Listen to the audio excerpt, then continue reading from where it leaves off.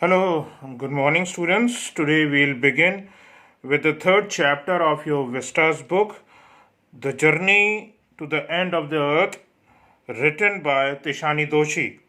Now, when we begin with this particular chapter, when we are beginning with the explanation of the chapter, there is a question given over here, and it says if you want to know more about this planet's Earth's past over here, how would you like to know that about the past, about its present, and about its future? How would it be? How was it earlier, and how is it right now in the present stage? So, what would be the real place to know about the whole things or these whole questions? Now, the real place from where we get the answers to about the Earth's past, present, and future, there's only one place on this planet Earth, and that is Antarctica. Antarctica is a continent in the South Pole in the southern hemisphere of our Earth, and we'll begin this chapter and we'll read this chapter and we'll come to know about the lovely things that Antarctica has about it. And Tishani Doshi has gone to this particular place and she shares each and lovely experience of all this wonderful place over here. This is basically uninhabited. People generally do not live over here on this particular continent over here. But the thing is this ki there are many still stations over there to of the people over there of the different countries over there who actually go to work over there. There are some permanent bases, you can say, in this form, and teams go and come back and they do their work over there. They do their discoveries and research works over there. So for that purpose, there are many such installations over there. So people go and study over there about the Earth's, to know about the Earth's past, to know about the Earth's present and the Earth's future. Now we'll begin with when we are beginning with this. So let's. I want to just tell you about Tishani Doshi, who is the writer of this particular chapter. She was born in 9 December 1975 and she is still living, and she is of age 44. She was born in Chennai and she is an Indian poet, journalist, and a dancer too. And her mother was a Belgian. She belonged to Belgium country, and her father is a Gujarati, and her first novel was The Pleasure Seekers.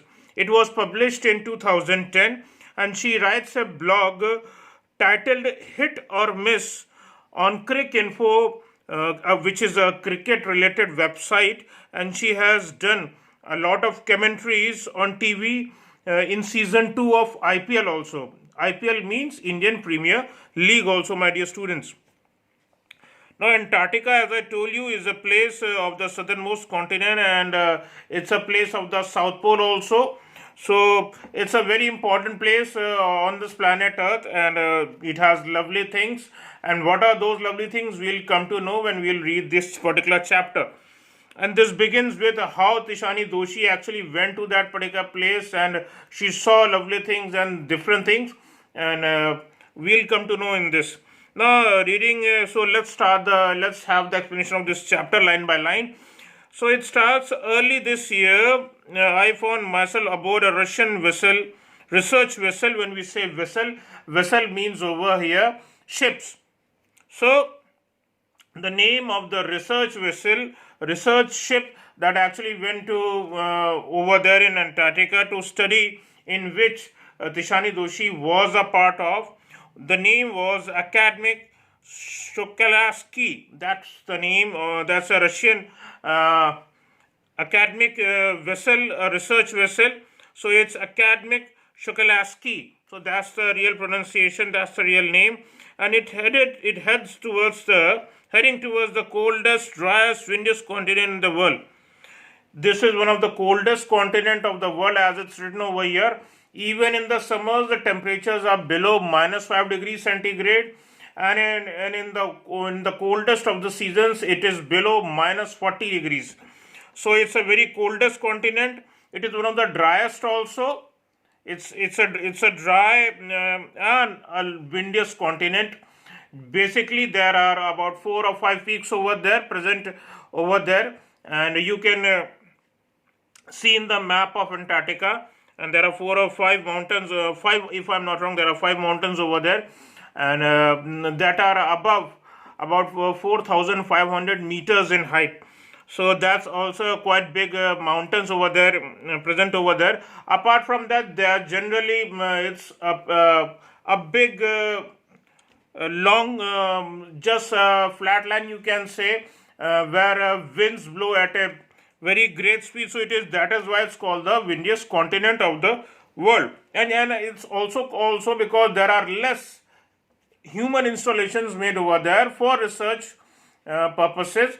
So when we say research work, so it's generally and that the amount of the snow that is present over there, that is many meters, that is of many meters. So it is one of the coldest places, and people generally do not live over there, but whoever live over there or who go over there they actually go over there to do the research work only. And for that purposes, the different teams of the world of different countries go over there, and they have made their bases over there. Even India is having one of their bases over there in Antarctica. Now moving ahead, Antarctica, my journey began about 13.09 degrees north of equator in Madras. So when actually Tishani Doshi actually started this particular journey, she started from Madras, it seems, and involved crossing 9 time zones, 6 checkpoints, and 3 bodies of water. So she had to cross a long distance. Now, seeing from Madras seems it's very easy going from Madras directly to this, but doesn't mean that the research vessel would take Tishani Doshi from Madras. It can be coming from a different particular place. So just because it was a research vessel, and the people who work over it or who come there to study it, or who go over there to go for pleasure seeking over there, who want to live that lovely moments over there, so they have to spend a lot of money, and they might belong to different countries of the world, and the research vessel picks them from different parts of the world. In this way we can say that. So she actually also had to cross about 6 checkpoints, 9 time zones, and 3 bodies of water, and at least as many ecospheres means as many as regions where actually life is sustaining. So by the time I actually set foot on the Antarctic continent, I had been traveling over 100 hours in combination of a car, an aeroplane, and a ship.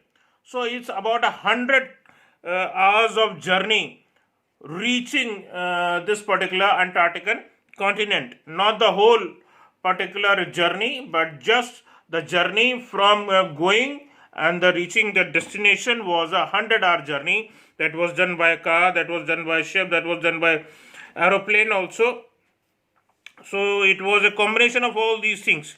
And so my first emotion on facing Antarctic expansive white landscape or white scenery or white panorama, you can say panorama, what she saw, that white scenery, that what she saw, the snow, the ice that was present over there, what she saw was an uninterrupted blue horizon was a relief.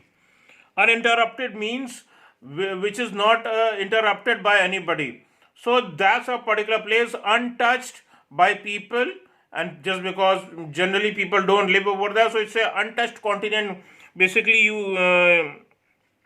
this particular place is blue, and it's a blue horizon over there. Skies also were clear over there, and it's not like any other part of our country, especially India. It's of such sort. So it's not so. The sky is also clear over there. It's very lovely, just simply because there is no pollution. Generally seen no pollution over there in that particular part of the continent. So the sky above is also very clear also. So with this we come to know it's a blue horizon over there. The sky is even blue over there, and followed up with a immediate and profound. Profound means extreme or intense or heartfelt wonder. She was wondered with what she saw over there. Wonder at its immensity. When we say immensity, it means the size or scale or extent with which it was so lovely and beautiful. Now, and its isolation, its remoteness, as this particular continent is not connected, just like as Europe is connected to Asia, so it's not connected to any other part of the continent of the world. So it's remote and it's cold, it's deadly, you can say, deadly cold over there. So, but moving ahead, but mainly at how there could ever have been a time when India and Antarctica were part of the same landmass. But my dear students, there was a point of time in the world's history when India was a part of this particular continent. Now, there are three different sections in this particular story, and we'll go one by one. So, let's first study about this particular history, parts of history of this continent, Antarctica.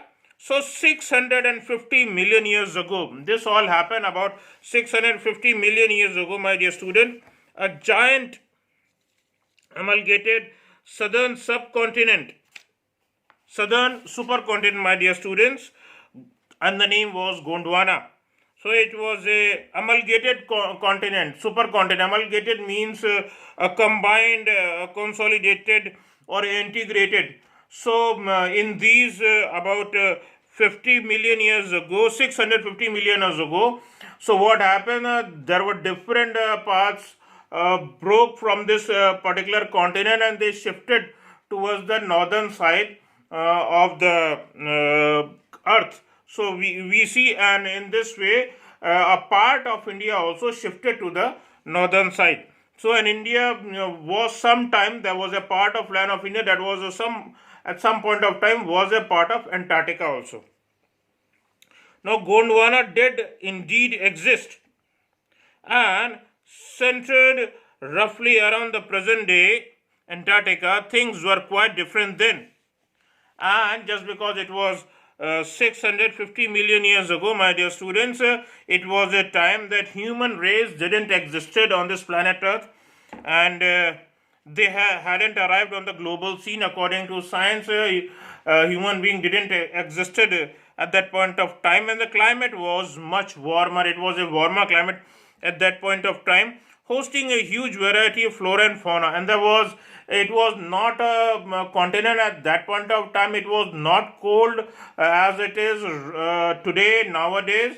It's not a -5 to around -40, -50 degrees. It was not cold at that point of time. It was a lovely continent where actually flora and fauna was all available. There was a lovely green vegetation available over there in this particular continent about 650 million years ago, and human being did not existed at that point of time on this planet Earth.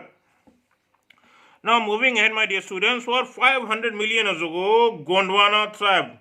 Thrived means Gondwana was this continent that actually flourished. Life flourished over here in this particular continent. But around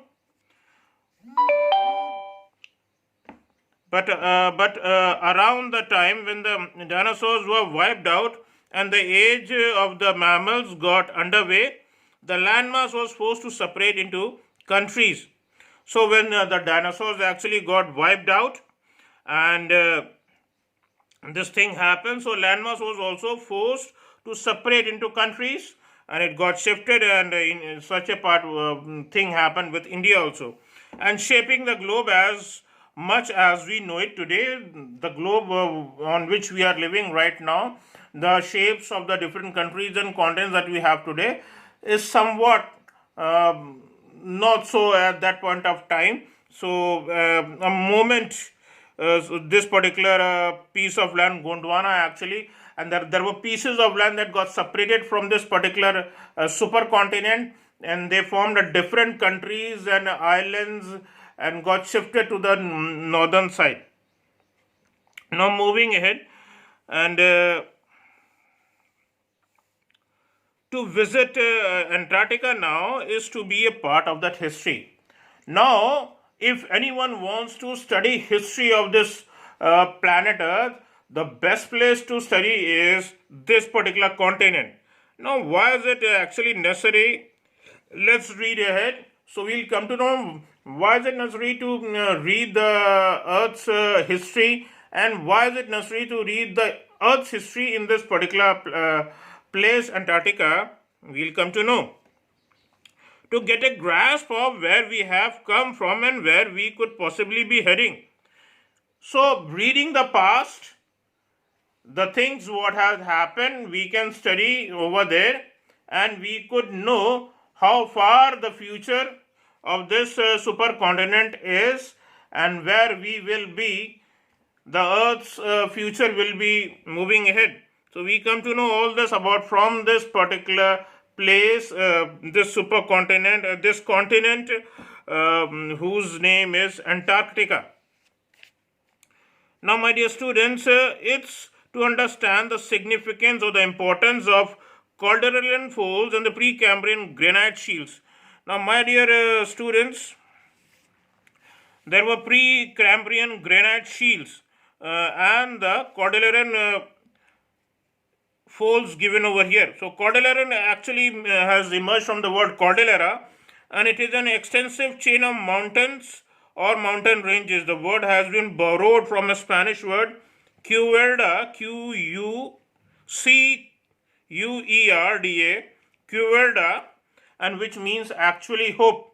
And so it's a group of mountains and mountain ranges over there. So it emerged from that particular group of mountains and mountain ranges, which actually means hope. And the Precambrian shields over there. Now, Precambrian means it is actually, when we use the word Precambrian, it is actually the earliest period of time between about 4,600 million years ago till 300 million years ago, from where the earth was formed until the first simple forms of life actually started appearing.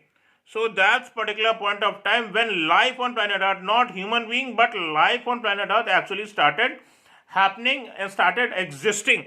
So it is this particular point of time. This period of time is called Precambrian period. So this is Precambrian granite shields, and there are such kind of rocks over there. You can study the history of so old period of time going over there, and just because people don't live over there, and from many lakhs of years, many million years, people have not been living over there. So this is the loveliest place to study this particular continent. Now moving ahead, my dear students. So shields means it's actually a large area of exposed Precambrian crystalline igneous rocks, which are generally formed by the help of some volcanic activity or earthquake activity. Generally, crystalline rocks basically happens with the activity of the rocks. Rock formation is actually formed simply because of the magma flow and all these things, so that emerge from the earth's crust.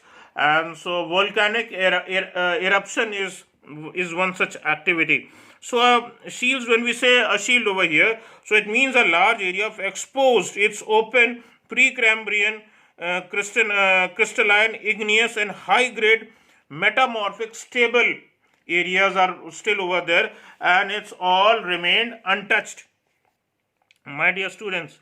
Now let's move ahead. So significance of these calderon folds, then Precambrian granite shields, and ozone and carbon. The person who wants to study about the ozone layer can go over there and study the difference of what has happened when there is so much of pollution all over the world. We can study and go and study about ozone layer over there and the carbon over there. And then we can study about the evolution or the development of the human race and the life over there. And its extinction also, there are things like extermination of different dinosaurs at point of time, and there were different plants and different animals, insects, organisms, microorganisms that actually were present many millions of years ago, but now do not happen to exist on this planet Earth. So we can go and study those things over there. Now let's move ahead, my dear students. When you think about all that can happen in a million years, So these are things which happen in a many millions of years. It can get pretty mind-boggling. This is something which is overwhelming, which is something startling. Imagine India pushing northwards and jamming against the Asia. As I told you earlier, that a part of India was a part of the Gondwana part, and that actually got separated from this Antarctican continent and got just attached and gripped with the Asian continent, and this is how. Now let's move ahead over here, as it says over here. So India pushing northwards, jamming against Asia to buckle itself, to join itself, to fasten itself, to hook itself with this particular continent in which we are living today, right now, the Asian continent, and forming of the Himalayas. It all has happened because of this. Then South America drifting off to join North America. The South America was also drifting at that point of time when India was also drifting towards the northern part. So South America was also drifting. It was also doing so. It was happening so, carried slowly by the slow current of air and water, you can say, and opening up the Drake Passage. That became a passage between this continent of South America and here in Asia. There became a small passage over there. That passage is called as Drake Passage, and it still exists. And I'll be providing you some content over there which has the map of this particular continent also, and you can see this particular Drake Passage on the map of Antarctica. You will find it over there. Then moving ahead, to create a cold circumpolar current, and it creates a cold circumpolar current. When we say circumpolar, it means around the poles. When we are talking of Antarctica, so it automatically means around South Pole. So circumpolar current around this particular South Pole. So there is a cold current. When we say cold current means actually flow of water. So the flow of water, the cold flow of water is flowing over here, keeping Antarctica rigid. It's actually stiff and firm and desolate. It seems barren and it's deserty. It's solitary and isolated from the rest part of the world. So it's a lot of different continent to study. Now, my dear students, in the last paragraph on page number 19, it says, for a sun worshipping South Indian like myself. Now, Tishani Doshi belonged to Madras, Chennai. It's written over here, 2 weeks in a place where 90% of the Earth's total ice volumes were stored is a chilly prospect. That's a very lovely, chilling landscape, panorama, a view that actually presents over there. Total, where it's about the totals, 90% of the Earth's total ice is present over there. A stored in chilling prospect, and not just for circulatory and metabolic functions of this Earth. It's not just for circulation of the water and other metabolic functions of the planet Earth. It's not just for that, but also for the imagination also. It seems so lovely. This particular place is so lovely to view, where to go over there to see the lovely thing of nature, and how life exists over there in such deadly conditions where it's so cold. So it's like walking into a giant ping pong ball. When we say ping pong ball, my dear students, ping pong ball is actually a table tennis ball. Is just going, and you ones who would go into this particular place would like to come back again and again and again to this particular place. So that is why it's considered, it's written over here, it's like walking into a giant ping pong ball. If you are trapped within a giant ping pong ball, you would go from a particular place and come back again. So a person who has come to Antarctica will surely come back over here to see the lovely creation, you can say, that is over here. The things, the nature has for us, and we can study over that. And a divide of human markers, lacking of human markers, there are generally no buildings over there. Yes, there are human installations over there, but the people who go over there actually make tents. They make some kind of research work, whatever they are doing. They make some kind of tanks or something, metallic tanks or something, where they actually live over there to work over there.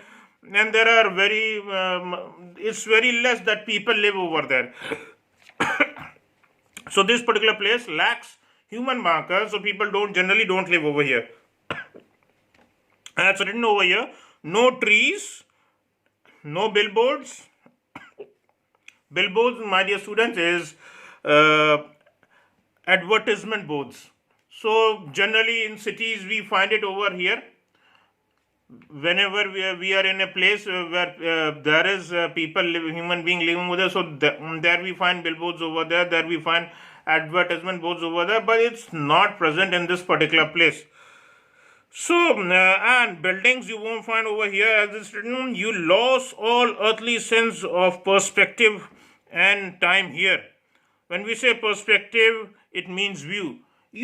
A person who goes over there doesn't feel himself or herself that the person is on planet Earth, because planet Earth is actually a place where human beings live there, and when a person goes over there, it seems that actually there is no existence of human race living over there. It just seems this way. Now the visual scale ranges from the macroscopic to the mighty. Now the organisms present in this deadly condition from -5 to -40, -50 degrees centigrade, where temperatures goes to -40, -50 degrees centigrade. So, my dear students, there are still organisms, there are still animals living over there, and it can be from ordinary midges and mites. My dear students, midges and mites is something. Midges, I want to tell you, is a small or a minute two-winged fly that forms swamps and breeds near water or marshy areas. Now, if such kind of a fly lives over there, living in such deadly conditions, where the warm temperature, the hottest temperature is around -5 degrees centigrade, so you can just imagine how cold this particular place is. So you can just imagine how cold this particular place is.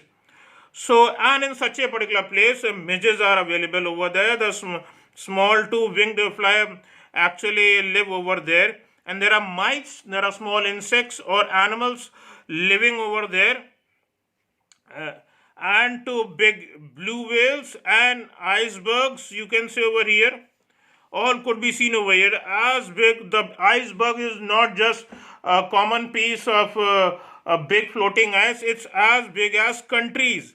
As it's written over here in brackets, the largest recorded was the size of Belgium. Now, Belgium is a country, and it's somewhat a bit shorter the size of the state of Haryana in India.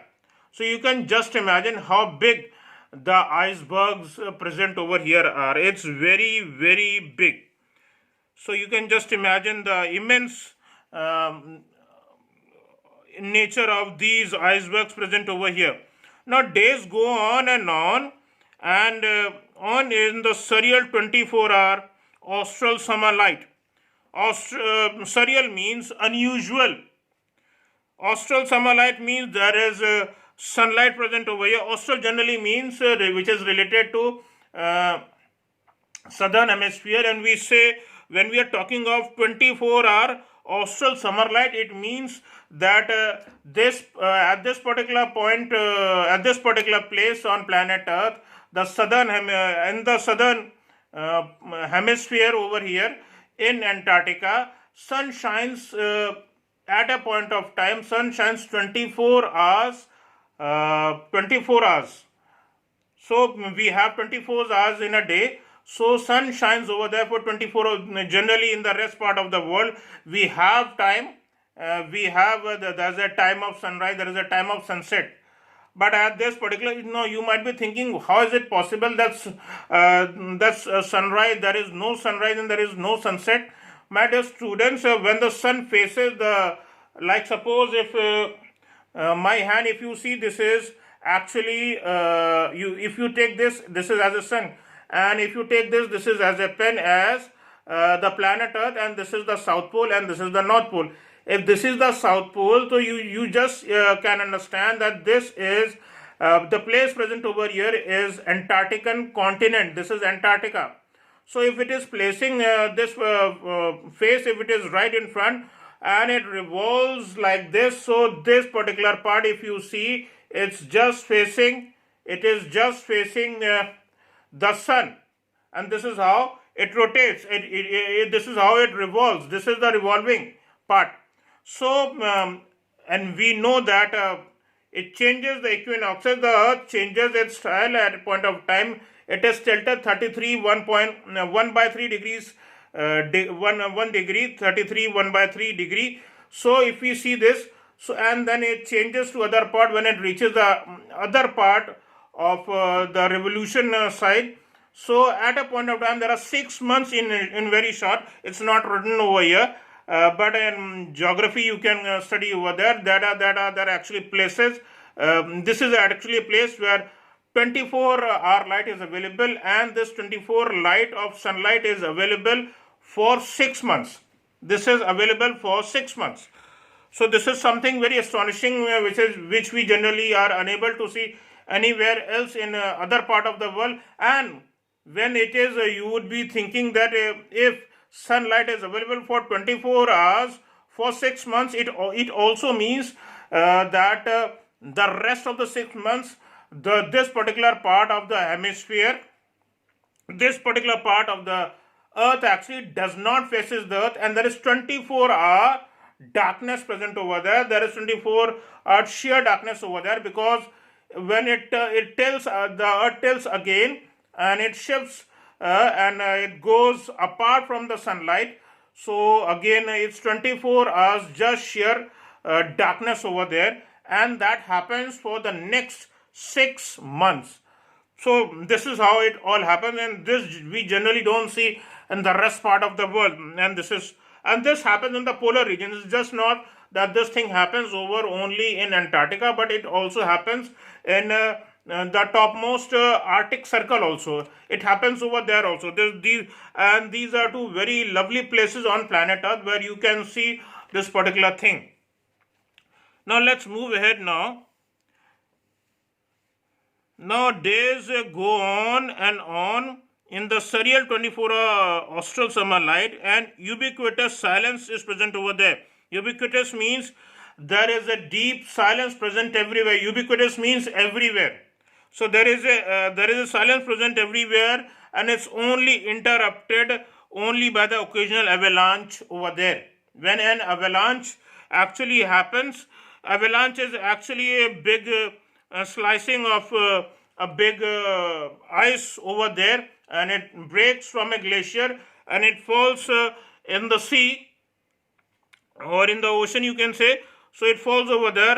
So that is avalanche over there. Now, or by carving ice sheets.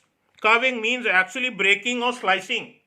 And so just because of the global temperature that gets increased, and that is increasing day by day.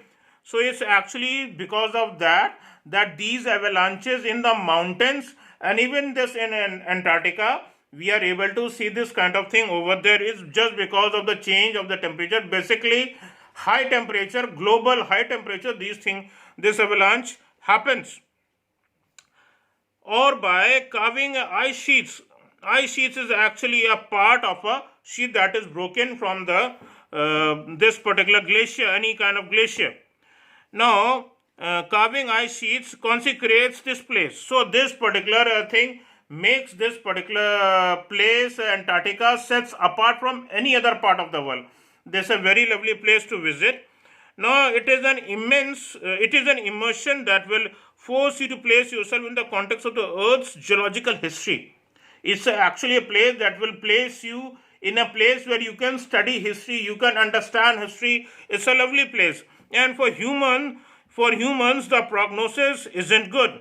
When we say prognosis, it means forecast. When we go over there, when we study over there, and what we see the things over there, that doesn't feel us that it really isn't good for us if we see.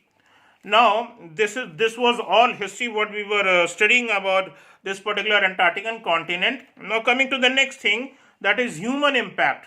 How have human impacted this particular place? Now, human civilizations have been around for a paltry 12,000 years. So, paltry means over here, if we see the whole landscape as we just studied in the beginning of the chapter, that there was a place called Gondwana, that this was a supercontinent, and this existed about 650 million years ago.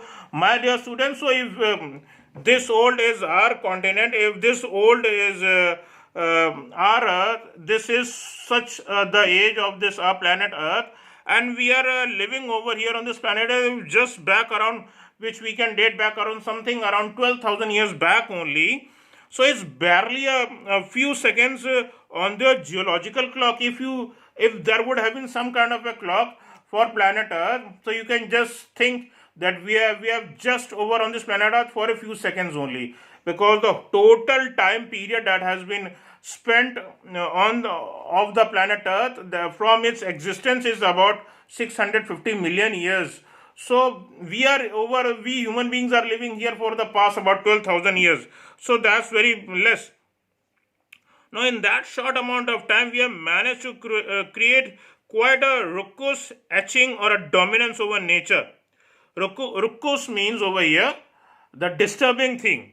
We have disturbed the nature. We have disturbed the nature, or etching our dominance. Etching our dominance means we have tried to dominate the nature. Etching generally means engraving. Dominance means dominating. So we have tried to dominate our nature of this planet Earth.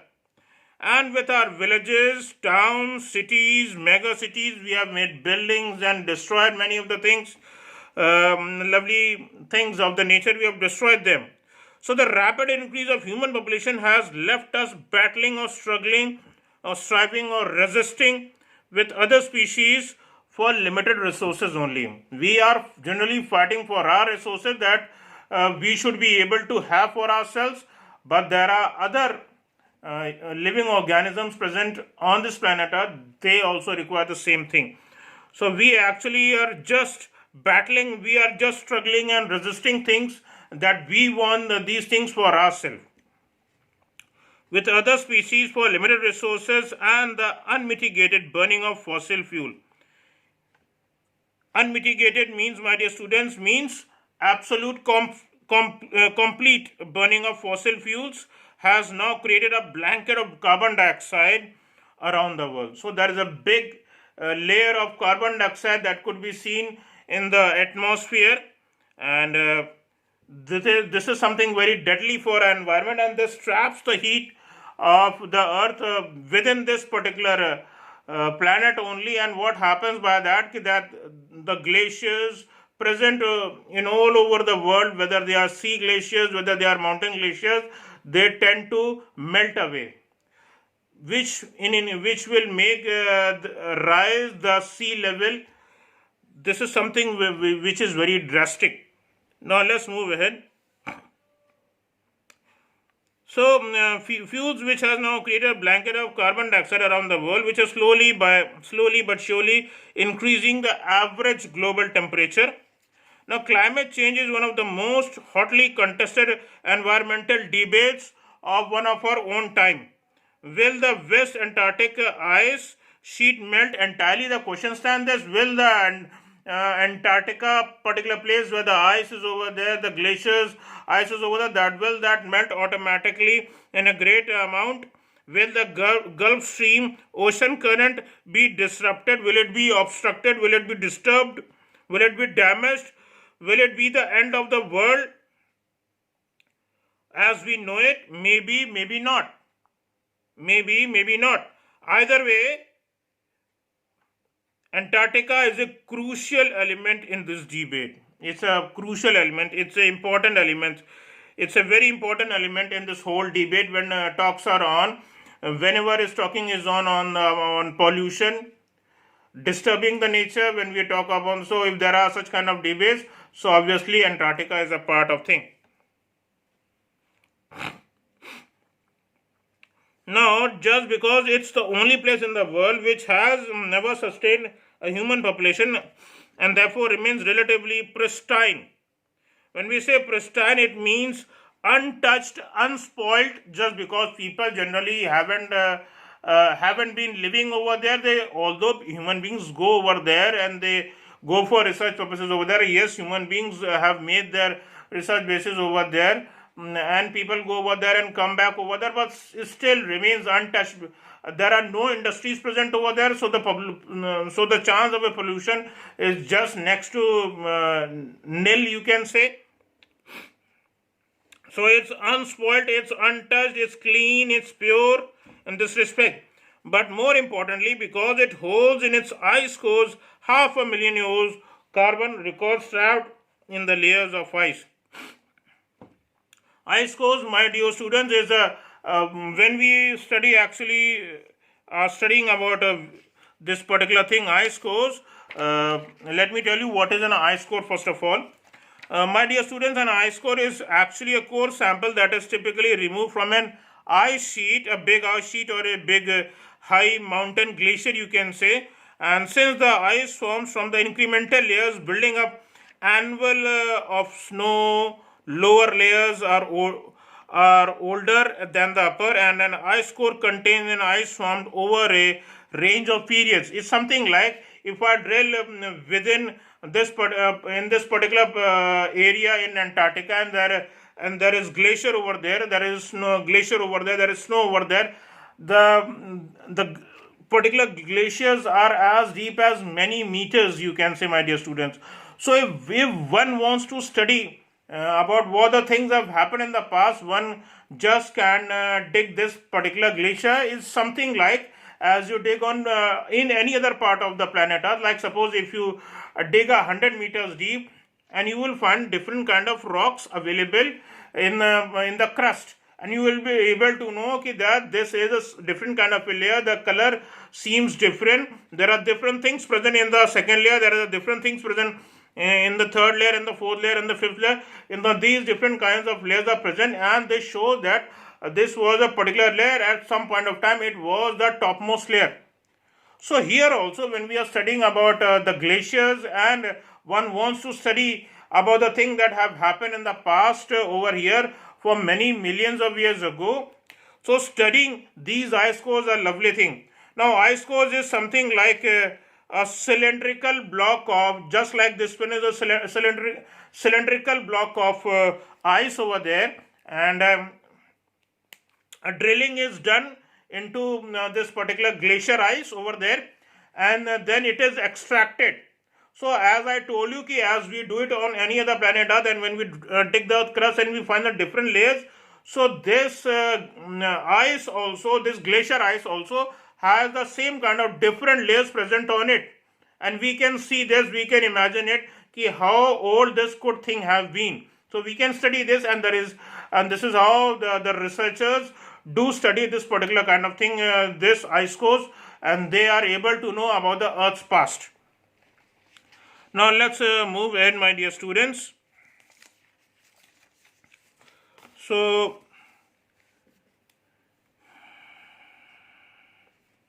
okay, so as I told you, so this is a lovely thing of ice cores. 500,000 years old carbon records can be trapped in the layers of ice, and we can study from these layers, these ice cores layers. Now, if we want to study and examine the Earth's past, present, and future, this is the lovely thing that we can study. And Antarctica is the place where we can study it, and is the best place who want to study the Earth's history. It is the best place where a person can go and study. Now, Student on Ice is actually a program. Then coming on to page number 21. So, Student on Ice, the program I was working on, she was working on, Tishani Doshi was working on, with on the Scholasky aims to be exactly this, by taking high school students to the end of the world. This is a particular research vessel which takes students to this particular part of this planet Earth, to this particular continent, and they take people so that they can do the research work over there. They can study the errors, the problems that we have created to our environment, to our planet Earth, what destruction we have done to our planet Earth. So this is the lovely thing. Student on Ice is actually a program, and it has been done. And it aims to do exactly this by taking high school students to the end of the world and providing them inspiring educational opportunities with which actually will help them and foster a new understanding, encourage them, actually give a new understanding and respect for our own planet Earth. Now it's been in operation for 6 years now. This particular program, Student on Ice, has been in operation for 6 years from now. When we say 6 years from now, it's actually I had a study over on Students on Ice. We came to know around, it's somewhat around 2000 year. It's in year 2000 it started. So when we are studying over here, it's this particular work of Tishani Doshi is around 2006, year 2006.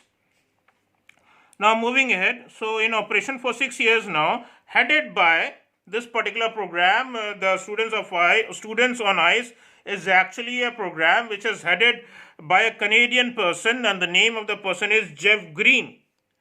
Now, my dear students, I want to tell you something about Jeff Green. That Jeff Green is a person who has tried doing things. He's a lovely person, Jeff Green, and he's the founder and the executive director of Students on Ice and Ice Foundation and the Polar Education Polar Education Foundation, and he has been leading polar expeditions for more than 2 decades. For more than 2 decades, you can say. So I just told from 2000 to 2020 till now, he is still taking. This man is still alive. This man is still alive. So let's move ahead. So taking students to this particular part of the world, and Jeff Green takes these students to this part of the world, and it is in operation for the past 6 years. And this particular part of the chapter was written somewhat around 2006. The whole thing is about somewhere about 2006, year 2006, and the whole student on Ice, which is a program, is headed by a Canadian person. The name is Jeff Green. And the lovely thing more about Jeff Green is that he is the first person to actually have water skied in both the polar regions. He had done water skiing in both the polar regions. The temperature, as I told you, it's in minus degrees, so water would be very, very chilly. So you can just imagine that he loved water skiing, and he has done the water skiing in both these areas. This is very, very cold region. If anyone gets submerged in water, if stays in water over there for even about a minute, there is a chance that person can die very easily by hypothermia in the cold, and the whole body, the functioning of the blood that's going on in the body will actually stop working over there. Now let's move in, my dear students. So who got tired of actually carting celebrities or carrying celebrities and retired, and rich curiosity seekers. Curiosity seekers means the people who come there with a curiosity to see this particular place of Antarctica, who could actually only give back in a limited way. So these people who actually go over there, like if I go over there and I do things over there, it would be in giving things in a very limited way. It's not in a very big way that I can return things back to the nature. Now with Students on Ice, he offers the future generation of policy makers. To these students, it actually gives a lot of benefit to this whole program and to the whole world. So with Students of Ice, he offers the future generation of policy makers a life-changing experience and age when they are ready to absorb, learn, and the most important thing, that they can actually work also on these particular things. Now, the reason the program has been so successful is because it's impossible to go anywhere near the South Pole and not being affected by it. This is a lovely thing that a person who goes over there in Antarctica and who goes to the South Pole will certainly, it just cannot happen that person cannot remain unaffected by that. It is easy to be blaze about polar ice caps. Blaze means to criticize polar caps. There are people who sit in their living rooms, in their rooms, on when they talk to the friends and all, and they just criticize that the ice caps are melting, and people are doing nothing about that when they can themselves do some point of thing. They can do themselves. And about the ice caps, as the word says, ice cap is something which is kept on the head. So the different ice that is present on the North Pole and on the South Pole is just acts like a ice cap.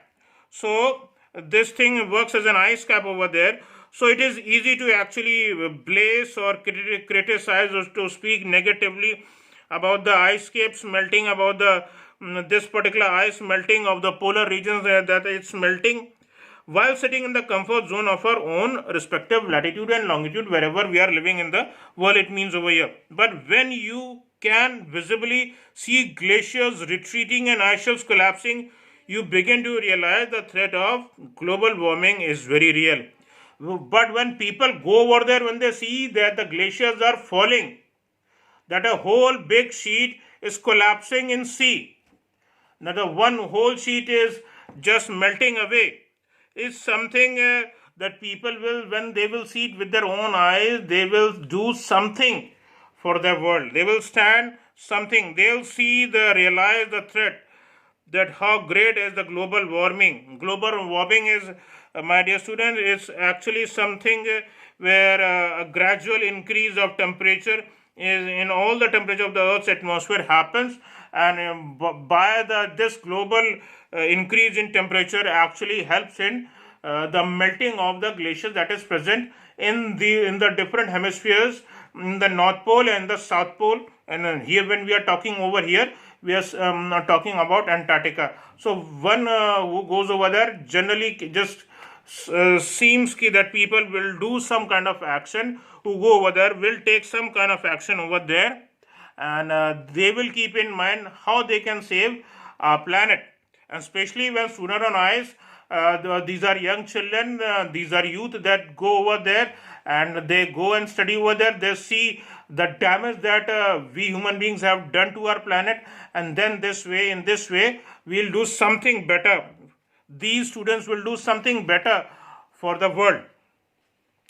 Now, my dear students, Antarctica, because of a simple ecosystem and lack of biodiversity, is the place to study the ecosystem and the lack of biodiversity. Ecosystem means it is actually a biological community of interacting organisms and their physical environment, my dear students. And lack of biodiversity, so biodiversity means the variety of different plants and animal life that is present in a particular habitat. Here, when we are talking of Antarctica, so it means we are talking about this particular area, Antarctica. And biodiversity is the perfect place to study how little changes in the environment can have big repercussions, how big the outcomes or consequences can be. And take the microscopic phytoplankton. Its microscopic phytoplankton is actually, my dear students, is an organism or a plant, you can say. And when we are talking over here, we are talking of those grasses of the sea that nourish and sustain in the entire southern ocean, in this southern hemisphere. And that affects the food chain of the different animals, marine animals that are present over there, and animals, and obviously the vegetation also.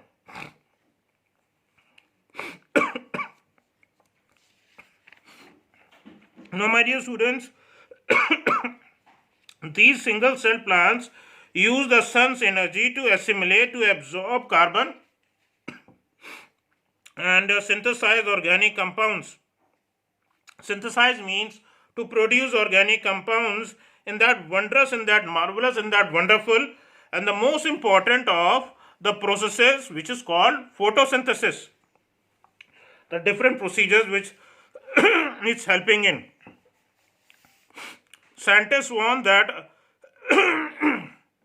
excuse me, my dear students.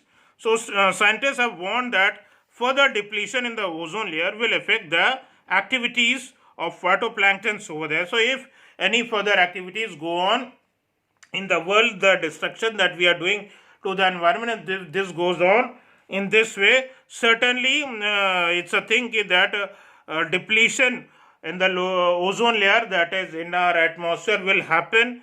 And as the ozone layer is very important, and it stops the ultraviolet rays affecting our body and our life. So it's very necessary that this ozone layer should be present safe, should be kept safe, which in turn will affect the lives of all the which will affect the activities of phytoplanktons also. Phytoplankton means all the microscopic plants and organisms, which in turn will affect the lives of the marine animals and the birds present in that region. When we say marine, we actually mean by oceanic. My dear students, in this parable, in this moral story of phytoplankton, there is a great metaphor. It is a great symbol for existence. Their existence is actually make something which something brings into existence. Taking care of small things, and the big things will fall into the place.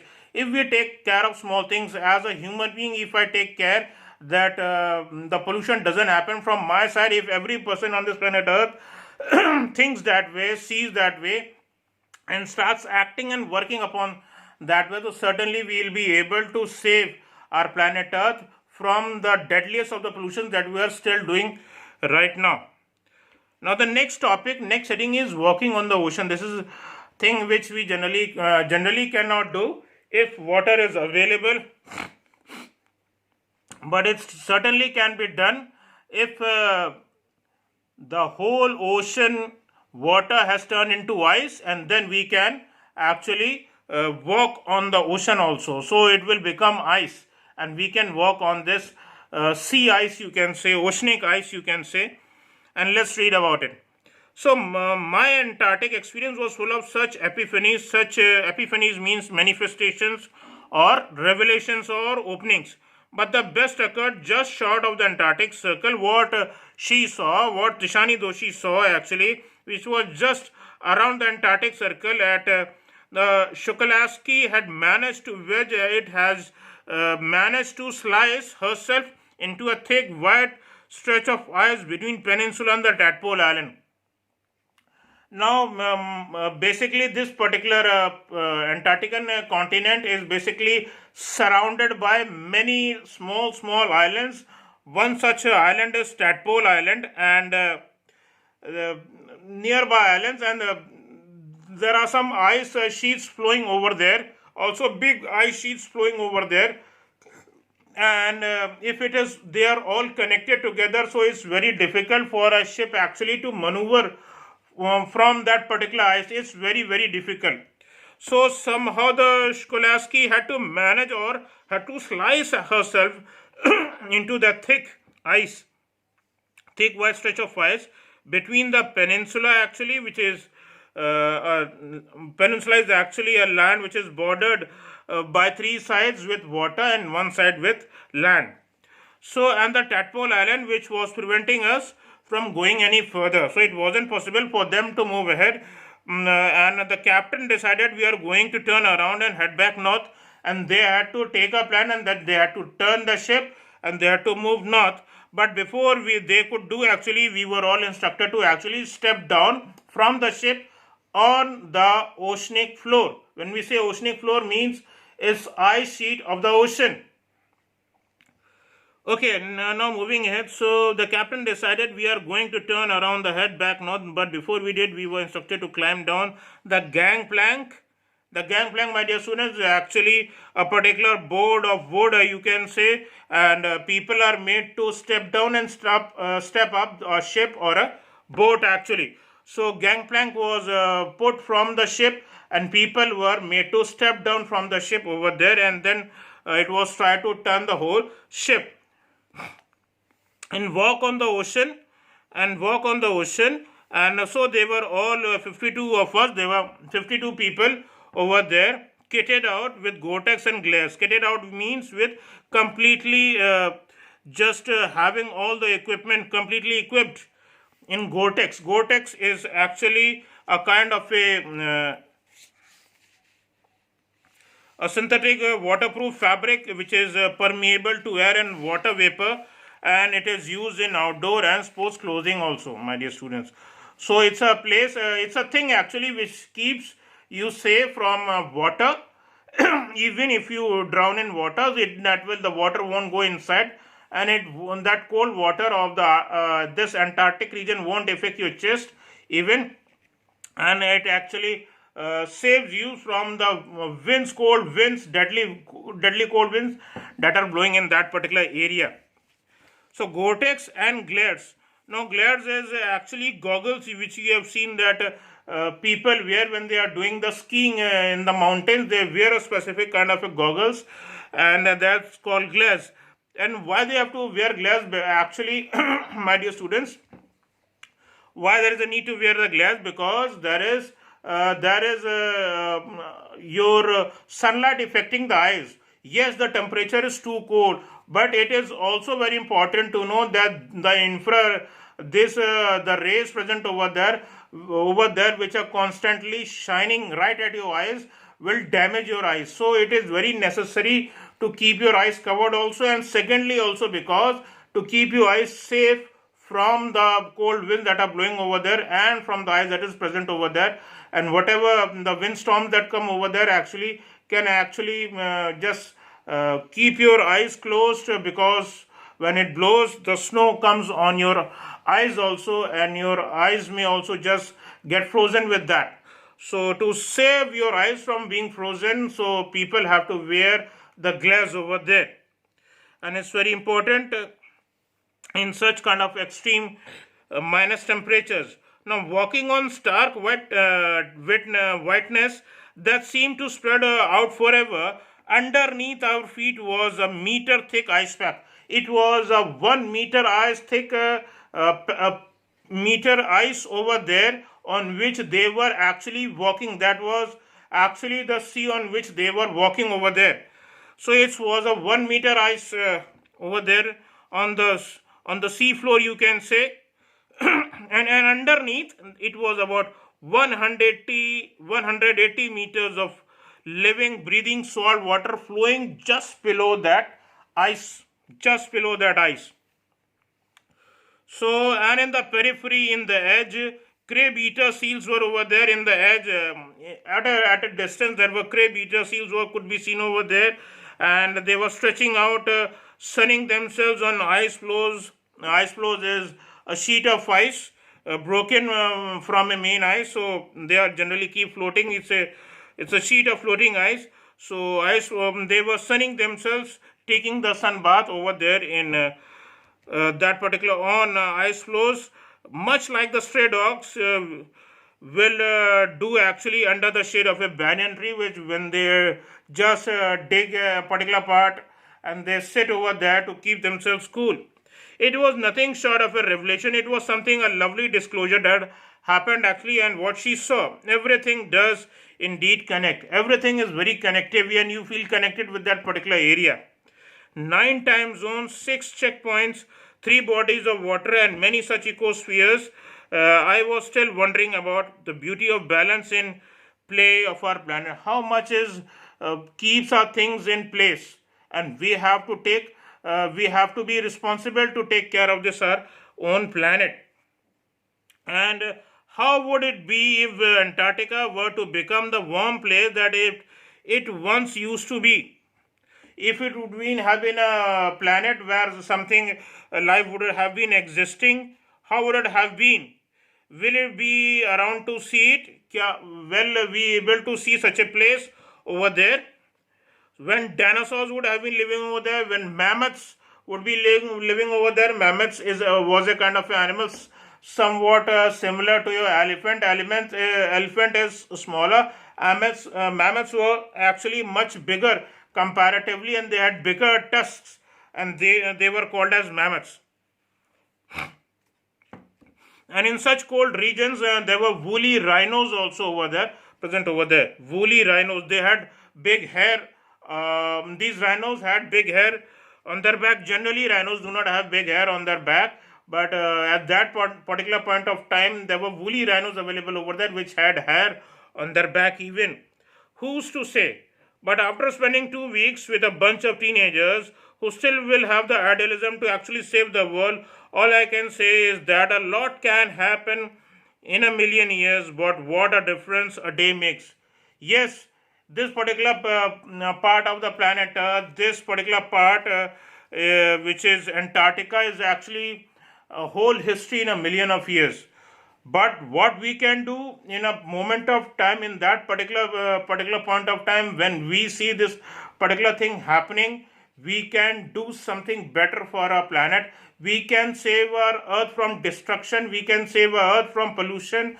We can save our earth from the mass destruction of these glaciers, which can actually submerge the whole world into about 500 to 6 meters depth of water. The whole by the increase about 5 to 600 meters of water, if the whole level of water of the sea rises, you can just imagine that many of the countries of the world would actually will get submerged in the oceans of the world.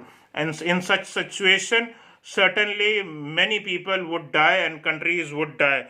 And it's better that we take care of our own planet, and especially when we are studied about this. I hope that you people on your own would take your part to keep this planet Earth safe, and you would keep your own ways how to save our planet, how to make our own planet on your own behalf, what you can do to keep our planet pollution free.